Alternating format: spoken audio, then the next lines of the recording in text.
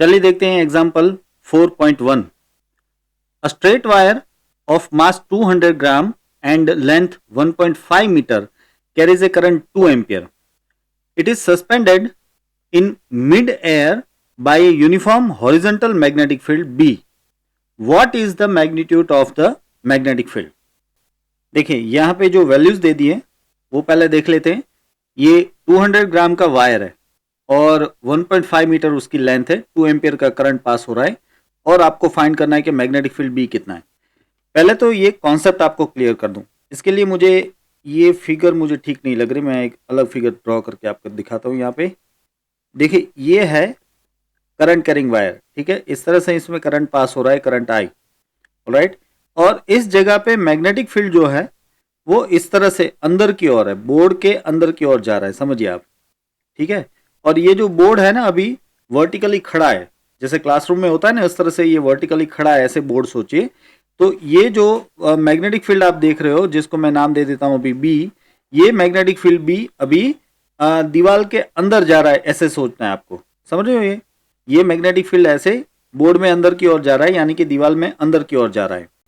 अब अगर इस वायर का जो मास है वो m है तो ऑब्वियसली इस वायर को ग्रेविटेशनल फोर्स लगेगा, और समझिए ये ग्रेविटेशनल फोर्स ऑब्वियसली नीचे की ओर लगेगा, तो ग्रेविटेशनल फोर्स हो जाएगा इसका mg, ठीक है।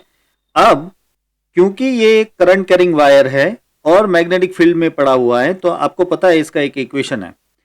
आपको पता है कि IL जितना करंट कैरिंग एलिमेंट अगर मैग्नेटिक फील्ड में पड़ा हो तो उसके ऊपर जो मैग्नेटिक फोर्स लगता है वो इस तरह से होता है, F equal to IL cross B। मैं फिर से कह रहा हूं कि अगर IL जितना करंट एलिमेंट अगर मैग्नेटिक फील्ड B में पड़ा है तो उसके ऊपर फोर्स इससे लगता है, F equal to IL cross B। अब क्योंकि ये क्रॉस प्रोडक्ट है इसलिए आपको फर्स्ट फिंगर IL की डायरेक्शन में लेनी पड़ेगी, यानी कि फर्स्ट फिंगर इस तरफ लीजिए। आपको राइट हैंड अरेंज करना पता है तो फर्स्ट फिंगर इस तरफ लीजिए, फिर मैग्नेटिक फील्ड जो है वो ये अंदर की ओर है तो अंदर की ओर मैग्नेटिक फील्ड लीजिए, तो आप देखोगे कि आपका राइट हैंड थंब जो है वो ऊपर की ओर आएगा। इसका मतलब ये हुआ कि आपको जो फोर्स लगेगा वो फोर्स ऊपर की ओर लगेगा आपको, यानी कि इस वायर को जो फोर्स लगेगा वो ऊपर की ओर लगेगा। तो इस तरह से आप देख पा रहे हो यहाँ पे ये जो मैग्नेटिक फोर्स है वो ऊपर की ओर लग रहा है और mg जो है नीचे की ओर लग रहा है, यानी कि ये दोनों ऑपोजिट डायरेक्शन में है, ठीक है। अब अगर दोनों की वैल्यू सेम हो गई तो ऑब्वियसली ये दोनों फोर्स एक दूसरे को बैलेंस कर लेंगे, और यहां पे वही हो रहा है। आपको कहा है कि it is suspended in the mid air, ये हवा में ऐसे लटक रहा है, ऐसे कहा है, तो इसका मतलब ये हुआ कि F इजकल टू mg है यहाँ पे। अब समझिए यहाँ पे F के लिए एक और चीज मैं कहना चाहूंगा। देखिए आप जानते हो कि यहाँ पे F का इक्वेशन मीन्स मैग्नीट्यूड का जो इक्वेशन है वो हो जाएगा ILB साइन थीटा, लेकिन यहाँ पे साइन 90 आएगा। क्यों? क्योंकि आप देखिए ये जो IL है, IL यानी कि करंट एलिमेंट इस तरफ है और मैग्नेटिक फील्ड आप देख पा रहे हो कि अंदर की ओर है, तो दोनों परपेंडिकुलर हो गए, इसलिए यहाँ पे आएगा साइन 90। तो फिर F इजकल टू हो जाता है सिर्फ ILB, ऑलराइट। तो अब मुझे इन दोनों को सेम दिखाना है, किसको? एक तो F और एक mg, इन दोनों को मुझे कंपेयर करना है और उसमें से मैग्नेटिक फील्ड फाइंड करना है। तो बस अब ये आसान काम है। अब देख पा रहे हो यहाँ पे देखिए mg इजकल टू ILB, ये नीचे लग रहा है जो mg और ये जो ILB दोनों को कंपेयर कर लिया, इसमें से B मैग्नेटिक फील्ड को आप सब्जेक्ट बना लीजिए, तो mg अपॉन IL, m और g की वैल्यू डाल दी, I और L की वैल्यू डाल दी, तो आपको मिल रहा है आंसर 0.65 टेस्ला, यानी कि इस जगह पे ये मैग्नेटिक फील्ड कितना होगा? 0.65 टेस्ला। यहाँ पे एक बात मैं कह दूं कि अर्थ मैग्नेटिक फील्ड हमने इसमें इग्नोर कर दिया है, क्योंकि अर्थ का जो मैग्नेटिक फील्ड है वो 4 इंटू 10⁻⁵ टेस्ला है, इसलिए हमें उसे इग्नोर करना पड़ा, क्योंकि इस मैग्नेटिक फील्ड की कंपैरिजन में ये अर्थ का मैग्नेटिक फील्ड बहुत ही कम है। चलिए अब देखते हैं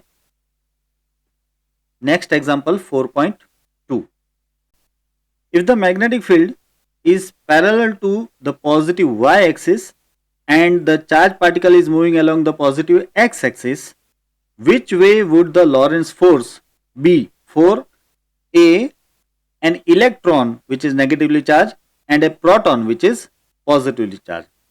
अब देखिए, ये है x डायरेक्शन, ये है z डायरेक्शन और ये अंदर की ओर, समझिए बोर्ड में अंदर की ओर ये y डायरेक्शन है, ठीक है। तो आपको दिया है कि इस y डायरेक्शन में मैग्नेटिक फील्ड है, तो आप देख पा रहे हो कि ये ऐसे क्रॉस बनाए हुए, इसका मतलब कि बोर्ड में अंदर की ओर ये मैग्नेटिक फील्ड है। और v जो वेलोसिटी है वो पॉजिटिव x डायरेक्शन में, चार्ज पार्टिकल की वेलोसिटी इस तरफ पॉजिटिव x डायरेक्शन में, ये आपको यहाँ पे v दिखाया हुआ है, लेकिन मैं यहाँ पे चार्ज पार्टिकल यहाँ पे बीच में बता देता हूँ इस तरह से। ये है चार्ज q, ठीक है, और इस तरफ है इसकी वेलोसिटी v। तो आपको पता है कि इसमें जो फोर्स लगेगा उस फोर्स का इक्वेशन क्या है? फोर्स का इक्वेशन है q v क्रॉस b, सही। ये लॉरेंस फोर्स का equation q v cross b। यहाँ पे इलेक्ट्रिक फील्ड तो नहीं है इसलिए इलेक्ट्रिक फील्ड की टर्म नहीं आएगी। अच्छा, अब आपको इसको कैसे अरेंज करना होता है? आपको वेलोसिटी की डायरेक्शन में राइट हैंड की फर्स्ट फिंगर रखनी होती है और मैग्नेटिक फील्ड की डायरेक्शन में सेकंड फिंगर रखनी होती है। तो आप अरेंज कीजिए अपना हाथ, यहाँ पे इस तरफ आप फर्स्ट फिंगर रखिए और अंदर की ओर आप सेकंड फिंगर रखिए अपनी, ठीक है। तो ऐसे करोगे तो अपने आप आपका जो राइट हैंड थंब है वो ऊपर की ओर आ जाएगा। मैं यहाँ पे ड्रॉ कर देता हूँ कि इस हाल में जो फोर्स है वो ऊपर की ओर आ जाएगा। राइट हैंड थंब ऊपर आ रहा है यानी कि फोर्स जो है वो ऊपर की ओर आ रहा है, ठीक है। ये बात हुई पॉजिटिव चार्ज की, यानी कि यहाँ पे हमें प्रोटॉन दिया है तो प्रोटॉन का जो चार्ज है वो पॉजिटिव ई हो जाएगा।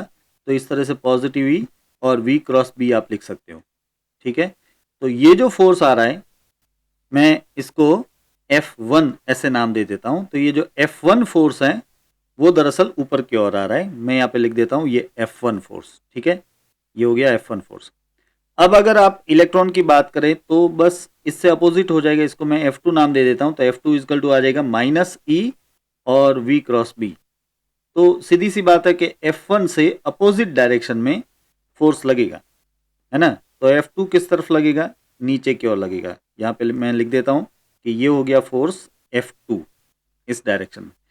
तो F1 जो है पॉजिटिव z डायरेक्शन में और F2 जो है नेगेटिव z डायरेक्शन में लग रहा है। यही बात इसमें यहाँ पे दिखाई हुई है। अब देख सकते हो कि the velocity v of the particle is along x direction while b the magnetic field is along y direction, so v cross b is along z direction as per the screw rule or right hand thumb rule. So for electron it will be along negative z axis, and for positive charge that means proton the force will be along positive z axis. तो ये दोनों charges पे force किस तरफ लगेंगे ये बात हमने यहाँ पे इक्वेशन से ऑलरेडी समझ ली है। प्रोटॉन पे ये F1 फोर्स लगेगा जो कि पॉजिटिव z डायरेक्शन में, और इलेक्ट्रॉन पे F2 फोर्स लगेगा जो कि नेगेटिव z डायरेक्शन में होगा। अब देखते हैं example 4.3। What is the radius of the path of an electron which is having a mass equal to 9 into 10⁻31 kilogram and charge that is 1.6 into 10⁻19 coulomb moving at a speed 3 into 10⁻7 meter per second in a magnetic field of 6 into 10⁻4 Tesla perpendicular to it। देखिए पूरा case समझ लीजिए। आपको एक electron के बारे में कहा है। एक इलेक्ट्रॉन इतनी स्पीड से इतने मैग्नेटिक फील्ड में परपेंडिकुलर जा रहा है। याद रखिए कि जब भी चार्ज परपेंडिकुलर जा रहा होता है तो वो हमेशा सर्कुलर पाथ पे आ जाता है, राइट। तो यहाँ पे क्वेश्चन ये पूछा है कि what is it's frequency, calculate its energy in kilo electron volt. 1 electron volt is 1.6 into 10⁻19 joule.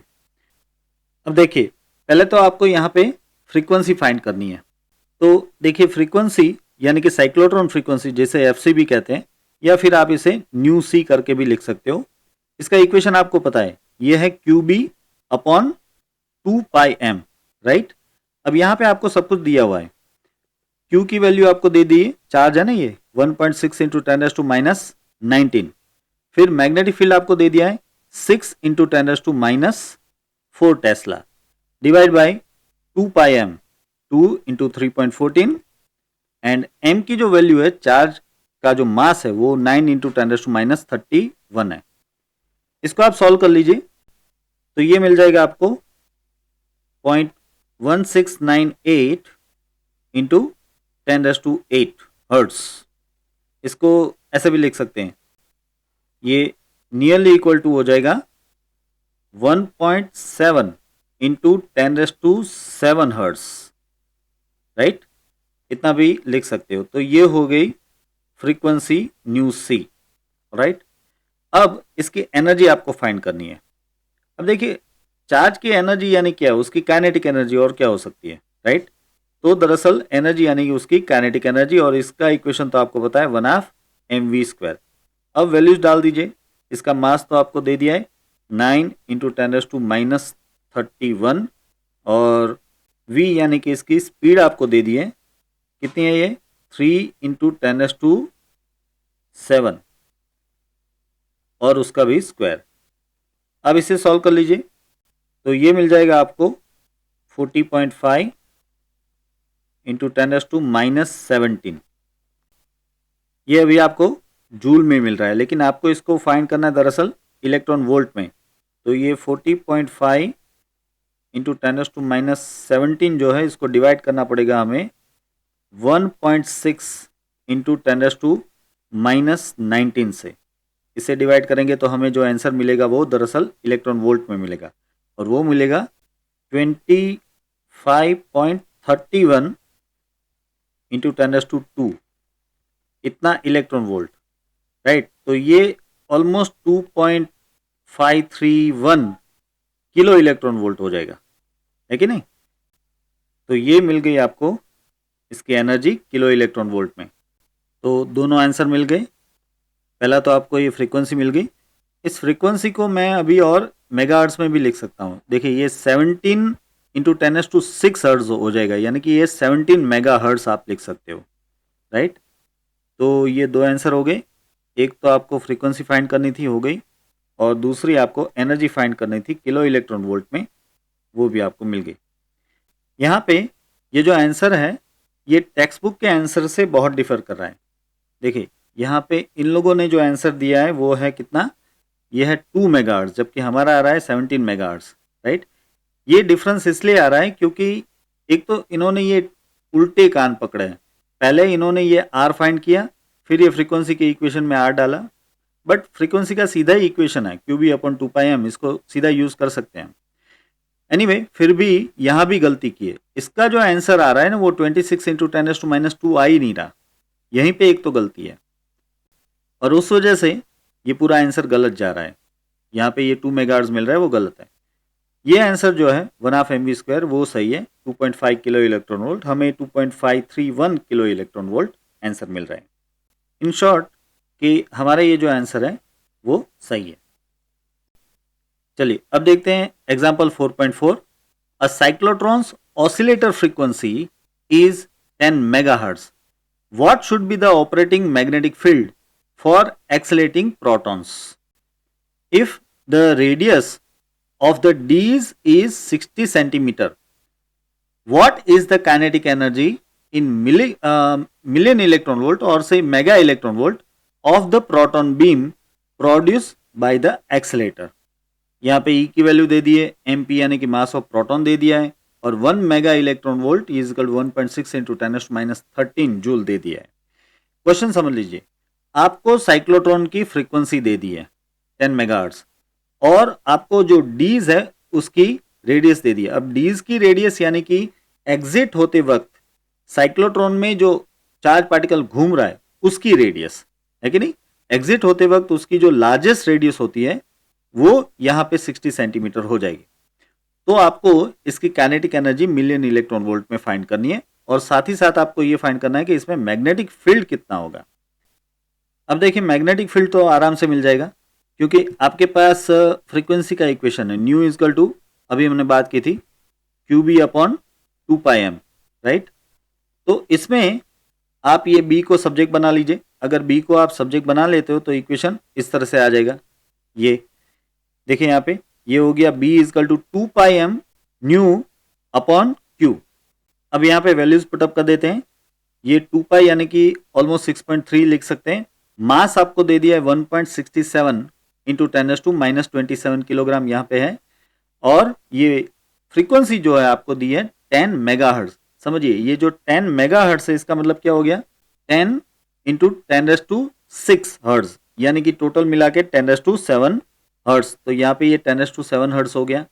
फिर यहाँ पे नीचे चार्ज लिखना है आपको, चार्ज कितना है 1.6 इंटू 10⁻19। इसको सॉल्व कर लीजिए तो ये हो जाता है 0.66 टेस्ला। तो ये हो गया आपका पहला आंसर 0.66 टेस्ला, जो कि है मैग्नेटिक फील्ड। अब दूसरी चीज जो आपको फाइंड करनी है वो इसकी काइनेटिक एनर्जी। अब काइनेटिक एनर्जी के लिए आपको चाहिए इसकी स्पीड। अब स्पीड के लिए हम हमारा जो रेगुलर इक्वेशन यूज करते हैं, speed is equal to distance upon time. ठीक है, अब जब सबसे बड़ा सर्कल है तब उसके लिए हम बात करें तो जो डिस्टेंस है वो हो जाएगा 2πr अपॉन जो टाइम लगेगा वो है उसका पीरियोडिक टाइम t। तो इससे आप लिख सकते हो कि ये हो जाएगा 2πr इंटू न्यू। समझ रहे हो, न्यू यानी कि फ्रीक्वेंसी, क्योंकि 1/t इजकल टू न्यू हो जाता है। तो इससे हम सॉल्यूशन कर सकते हैं। देखिए यही इक्वेशन यहां पे लिया हुआ है, ये रहा कि v is equal to r into 2π nu. अब देखिए r यानी कि रेडियस, रेडियस है 60 सेंटीमीटर यानी कि 0.6 हो गया। फिर 2π यानी कि 6.3 ले सकते हो आप, और न्यू यानी कि फ्रीक्वेंसी जो है 10⁻7 है। तो इसे सॉल्व कीजिए तो ये हो जाता है 3.78 इंटू 10⁻7 मीटर पर सेकंड। ये अभी आपको स्पीड मिल गई। तो अब काइनेटिक एनर्जी मिल सकती है E इजकल टू 1/2 mv²। लेकिन 1/2 mv² से जो आंसर मिलेगा वो जूल में मिलेगा, जबकि हमें चाहिए इलेक्ट्रॉन वोल्ट में। रादर हमें चाहिए इसे मिलियन इलेक्ट्रॉन वोल्ट में। तो हमें क्या करना चाहिए, इसको डिवाइड करना चाहिए 1.6 इंटू 10⁻13 से। ठीक है, तो अब देखिए सारी वैल्यूज पुटअप करते हैं। देखिए ये 1/2 जो है ना वो यहाँ पे आ गया, ये 2 आ गया यहाँ पे, डिवाइड बाई 2 करके लिखा हुआ है। m यानी कि मास, ये 1.67 इंटू 10⁻27। v वो है 3.78 इंटू 10⁻7। लेकिन यहाँ पे आपको स्क्वायर लेना है तो ये हो जाएगा स्क्वायर 14.3 इंटू 10⁻14। और डिवाइड बाय आपको ये लिखना है 1.6 इंटू 10⁻13। तो ये डिवाइड बाय 2 तो पहले का है, 1.6 इंटू 10⁻13। इसे सॉल्व कीजिए तो ये आपको मिल जाएगा 7 मिलियन इलेक्ट्रॉन वोल्ट। तो ये हो जाती है इसकी एनर्जी, या फिर कहें कि kinetic energy 7 million electron volt. ठीक है, अब ये लेक्चर यहीं पे समाप्त करते हैं। आप देख रहे हो कि इस चैप्टर में जो न्यूमेरिकल्स है बहुत ही छोटे हैं और कुछ गिने चुने इक्वेशन के ऊपर ही बेस्ड हैं, इसलिए आपको इन इक्वेशंस को अच्छे से याद रखना है। तो इस चैप्टर में आपको कहीं भी कोई भी दिक्कत नहीं आएगी। और साथ ही मैं बता दूं कि वैसे तो ये इलस्ट्रेटेड न्यूमेरिकल है, फिर भी इन न्यूमेरिकल्स की PDF की लिंक मैंने डिस्क्रिप्शन में रख दी है, आप उसे डाउनलोड कर सकते हो।